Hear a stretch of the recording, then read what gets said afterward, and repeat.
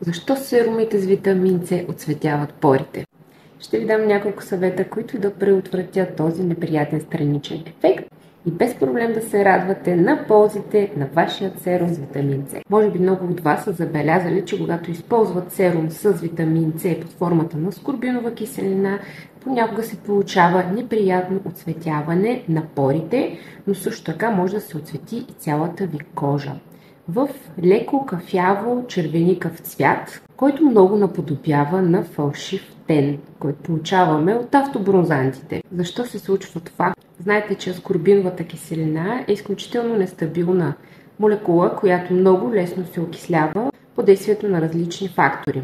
Светлина, кислород, топлина и крайният продукт от окислението на аскорбиновата киселина представлява молекула наречена еритролоза. Еритролозата се използва в формули на автобронзанти, които придават изкуствен тен на кожата ни. Тоест, когато вашият серум с аскорбинова киселина се окисли и потъмнее в шишенцето, всъщност се превръща в нещо като автобронзант.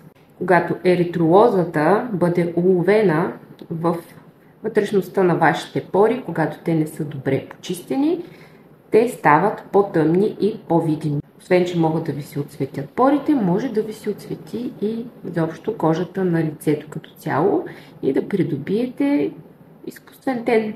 Въпреки че е неприятно като визуален ефект, всъщност това не е опасно по никакъв начин за нашата кожа, за нейното здраве. Еритролозата взаимодейства с мъртвите кожни клетки, като променя техния цвят и ги прави по-тъмни. По този начин действат автобронзантите.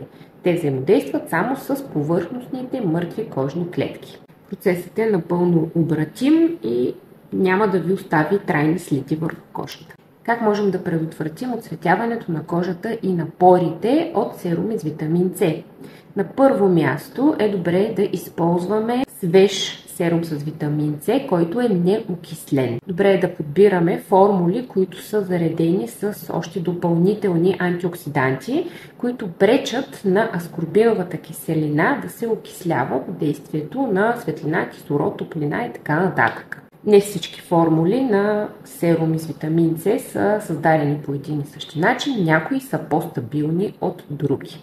Освен това, можем да се погрижим нашия серум с витамин С да не се окислява, като го държим на тъмно, на хладно и в затворена опаковка, за да не влиза кислород.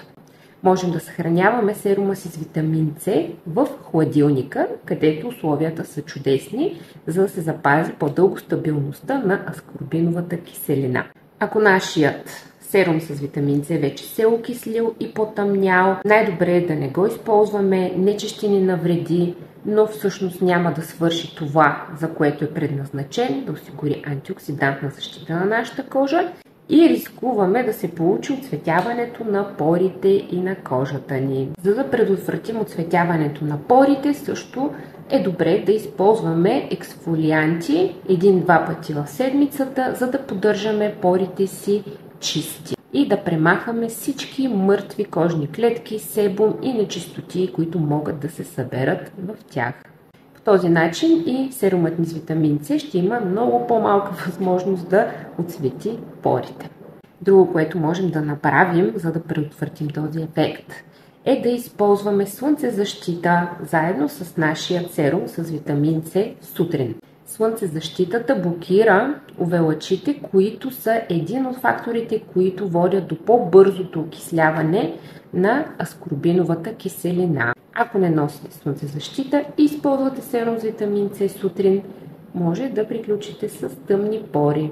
И ако всички тези мерки не успяват да предотвратят оцветяването, можете да преминете от аскорбинова киселина към деривати на витамин С. Това са стабилни производни на аскорбиновата киселина, които не се окисляват толкова лесно и рискът да ви се отцвети кожата е нищожен.